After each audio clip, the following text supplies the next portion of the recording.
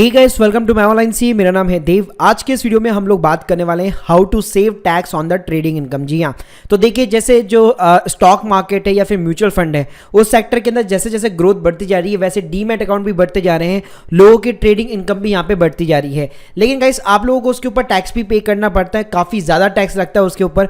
तो आज के इस वीडियो के अंदर मैं आपको स्टेप बाय स्टेप बताऊंगा, अगर आपकी ट्रेडिंग की इनकम है, चाहे फिर वो शॉर्ट टर्म ट्रेड हो, इंट्राडे हो या फिर एफ&ओ इनकम हो, इन तीनों सेक्टर से अगर आपकी इनकम रहती है तो आप किस तरह से यहाँ पे टैक्स सेव कर सकते हैं। इस वीडियो को शुरू करने से पहले बताना चाहूंगा, अगर आप हमारे थ्रू टैक्स की कंसल्टेंसी लेना चाहते हैं, लिंक आपको डिस्क्रिप्शन बॉक्स में मिल जाएगी, जहां पे आप 1-to-1 टैक्स एक्सपर्ट के साथ में बातचीत करके अपना काफी ज्यादा टैक्स यहाँ पे सेव कर सकते हैं। सो गाइस, सबसे पहले हम लोग बात कर लेते हैं इंट्राडे की। जी हाँ, तो देखिए इंट्राडे के ऊपर प्रॉफिट्स होते हैं, लॉस होते हैं, तो वहां पे किस तरह से यहाँ पे टैक्स लगता है हम लोग उसको जानेंगे, प्लस हम ये भी जानेंगे कि उसके ऊपर आप कैसे टैक्स सेव कर सकते हैं। तो देखिए अगर मैं इंट्राडे प्रॉफिट्स की बात करूं तो इंट्राडे के प्रॉफिट्स के ऊपर आपकी जो भी स्लैब रेट होती है उसके अकॉर्डिंग आपका टैक्स लगता है। मान लीजिए आपका जो स्लैब का ब्रैकेट है, आपकी जो टोटल इनकम है वो मोर देन 5 लाख रुपीज है या मोर देन 10 लाख रुपीज है, तो आपका जो भी ब्रैकेट होगा, अगर आपका 30% ब्रैकेट है तो आपको 30% ब्रैकेट की रेट से ही आपको इंट्राडे के प्रॉफिट के ऊपर टैक्स पे करना पड़ेगा। तो गाइस ये जो इंट्राडे का प्रॉफिट होता है वो बेसिकली आपकी कहलाती है स्पेक्टिव इनकम। जी हाँ, तो ये एक पर्टिकुलर हेड होता है ITR 3, इसके लिए आपको फाइल करनी पड़ती है और ITR 3 में आपको ये चीज दिखानी पड़ती है। कैसे दिखानी पड़ती है मैं ऑलरेडी वीडियो क्रिएट कर चुका हूं, आपको लिंक जो है डिस्क्रिप्शन बॉक्स में दे दूंगा। अब गाइस ये तो बात हो गई प्रॉफिट की, अब बात करते हैं लॉस की, जहां पे आप टैक्स भी जो है सेव कर सकते हैं। वैसे देखिए इंट्राडे की लॉस के ऊपर कोई भी टैक्स नहीं लगता है, लेकिन सबसे ज्यादा इसमें एडवांटेज ये भी होता है कि जब भी आपको लॉस होता है और जब भी आप अपनी ITR टाइम के ऊपर फाइल करते हैं तो आप इंट्राडे लॉस को जो है पूरे अगले 4 सालों के लिए कैरी फॉरवर्ड कर सकते हैं। जी हाँ, इसका मतलब क्या हुआ, मान लीजिए इस साल अगर आपको 1 लाख रुपए का लॉस हुआ है तो अगले साल अगर आपको मान लीजिए 1 लाख रुपए का प्रॉफिट होता है तो अगले साल आपको कोई भी टैक्स नहीं पे करना पड़ेगा, क्योंकि अगर आपने कैरी फॉरवर्ड किया अपना लॉसेस तो आपका 1 लाख इस 1 लाख के साथ में सेट ऑफ हो जाता है। तो यही सबसे बड़ा एडवांटेज होता है इंट्राडे के लॉस को सेट ऑफ करने का। प्लस गाइस इसके लिए जरूरी ये है कि आपको टाइम के ऊपर इनकम टैक्स रिटर्न फाइल करनी पड़ेगी। जी हाँ, अगर एक बार ड्यू डेट जा चुकी है तो उसके बाद में आप इस लॉस को कैरी फॉरवर्ड नहीं कर पाएंगे। तीसरी गाइस टैक्स की यहाँ पे आपको ATC के अंदर डिडक्शन मिल जाती है। अगर इंट्राडे की मैं बात करूं, सिर्फ इंट्राडे से आपकी इनकम होती है तो उसके अंदर आपका इंश्योरेंस हो गया, ELS म्यूचुअल फंड के अंदर इन्वेस्टमेंट हो गया, उसके बाद में अपने चिल्ड्रन की फीस होगी, PPF के ऊपर इन्वेस्टमेंट हो गया, तो ये सारी 1.5 लाख रुपए तक की आपको जो है ATC के अंदर डिडक्शन यहाँ पे अवेलेबल हो जाती है। सो गाइस ये तो बात हो गई इंट्राडे की। अब बात करते हैं हम लोग F&O ट्रेडिंग इनकम की। जी हाँ, तो देखिए F&O ट्रेडिंग इनकम या फिर लॉस को जो है एज ए बिजनेस इनकम या लॉस काउंट किया जाता है और ITR 3 के अंदर भी इसको एज ए बिजनेस इनकम या लॉस दिखाया जाता है। तो अगर मैं F&O प्रॉफिट की बात करूं तो अगेन इंट्राडे के टाइप ही इसके ऊपर आपको जो भी आपकी स्लैब रेट होगी उसके अकॉर्डिंग आपको टैक्स पे करना पड़ता है। अगर आप एक 30% स्लैब रेट के अंदर आते हैं तो आपके F&O के ऊपर जो भी प्रॉफिट हो रहा है उसके ऊपर आपको 30% जो यहाँ पे टैक्स पे करना होता है। अब गाइस बात करते हैं F&O लॉस की, जो कि यहाँ पे आप जो है टैक्स सेव कर सकते हैं। तो देखिए लॉस के ऊपर कोई भी टैक्स नहीं लगेगा, लेकिन अगेन इंट्राडे की तरह ही F&O के लॉस को आप 4 नहीं बल्कि 8 सालों के लिए यहाँ पे कैरी फॉरवर्ड कर सकते हैं।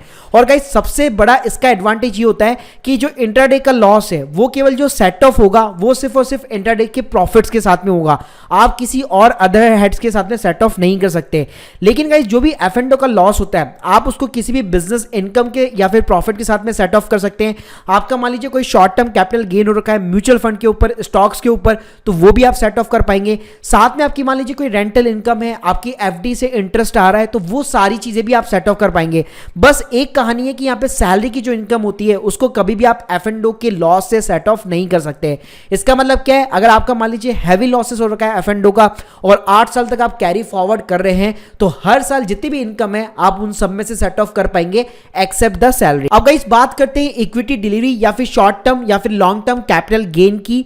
तो गाइस इसके ऊपर सबसे पहले बात करते हैं शॉर्ट टर्म कैपिटल गेन के ऊपर। तो देखिए अगर आपकी होल्डिंग लेस देन 1 ईयर है उसके ऊपर आपको प्रॉफिट होता है तो that is the short term capital gain. तो गाइस इसके ऊपर नेट जो है 15% की रेट से आपका टैक्स लगता है। लेकिन अच्छी बात क्या है, अगर आपकी मान लीजिए टोटल इनकम, मतलब सिर्फ मैं स्टॉक मार्केट की बात नहीं कर रहा, आपकी जो अदर सोर्स से भी जो टोटल इनकम है अगर लेस देन 2.5 लाख रुपीज की अगर आपकी इनकम है तो अगर आपका ये शॉर्ट टर्म कैपिटल गेन बन रहा है फिर भी आपको 0 टैक्स पे करना पड़ता है। इसके अलावा गाइस यहाँ पे आपको एक और अच्छी चीज मिल जाती है, दैट इज द 87A की रिबेट। जी हाँ, जिसमें आपको 12,500 रुपए तक का टैक्स आपको सेव हो जाता है। मान लीजिए आपकी इनकम 2.5 लाख से ऊपर है, उसके बाद में आपका कैपिटल गेन भी आ गया, शॉर्ट टर्म कैपिटल गेन, उसके ऊपर 15% आपको टैक्स भी पे करना पड़ रहा है। तो अगर वो टैक्स जो मान लीजिए 8 या 10,000 रुपए तो आपको अपनी जेब से पे नहीं करना है। जी हाँ, तो इसके ऊपर आपको 87A की रिबेट मिल जाती है। अब गाइस बात करते हैं हम लोग शॉर्ट टर्म कैपिटल लॉस की। जी हाँ, तो अगर देखिए आपको कोई भी लॉस होता है तो उसको सिंपली आप कैरी फॉरवर्ड कर सकते हैं 8 ईयर्स के लिए।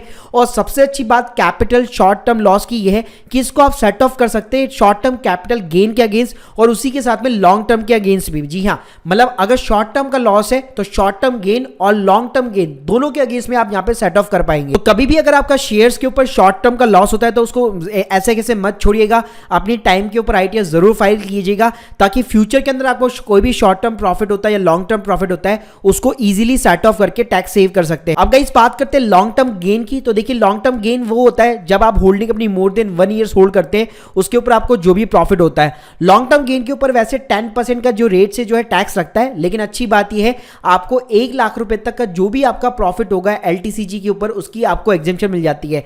मतलब मान लीजिए अगर पूरे साल भर के अंदर आपको 2 लाख रुपए का लॉन्ग टर्म कैपिटल गेन हो रखा है तो उसमें से 1 लाख की आपको ऐसे एग्जेम्पशन मिल जाती है और बचे हुए 1 लाख के ऊपर आपको 10% टैक्स पे करना पड़ता है। लेकिन गाइस इसमें अच्छी बात यह है कि आपको इसमें बेसिक एग्जेम्पशन लिमिट का भी फायदा मिल जाता है। इसका मतलब है कि मेरी सारी अदर इनकम मिला के लॉन्ग टर्म कैपिटल गेन मिला के सब कुछ मिला के अगर 2.5 लाख के नीचे मेरी इनकम है प्लस मेरा प्रॉफिट है तो उसके ऊपर मेरा कोई भी टैक्स नहीं बनता है। लेकिन यहाँ पे एक और खराब बात यह है कि इसके अंदर आपको 87A की रिबेट नहीं मिल पाती है। जो शॉर्ट टर्म में जैसे आपको 12,500 तक का टैक्स का रिबेट मिलता है वो चीज आपको यहाँ पे नहीं मिलेगी। अब गाइस बात करते हैं लॉन्ग टर्म कैपिटल लॉसेस की। तो देखिए जैसे हम लोगों ने शॉर्ट टर्म कैपिटल लॉसेस को कैरी फॉरवर्ड किया 8 ईयर्स के लिए, वैसे ही लॉन्ग टर्म लॉसेस को भी आप कैरी फॉरवर्ड कर सकते हो। अच्छी बात यह है यहाँ पे लॉन्ग टर्म कैपिटल लॉस को आप लॉन्ग टर्म कैपिटल गेन के अगेंस्ट में यहाँ पे सेट ऑफ कर सकते हो। लेकिन सबसे खराब बात भी यही है कि उसको केवल उसी के हेड के अगेंस्ट आप सेट ऑफ कर सकते हो। मतलब सीधा लॉन्ग टर्म जो लॉसेस है उसको कभी भी आप शॉर्ट टर्म गेन के अगेंस्ट में सेट ऑफ नहीं कर पाओगे,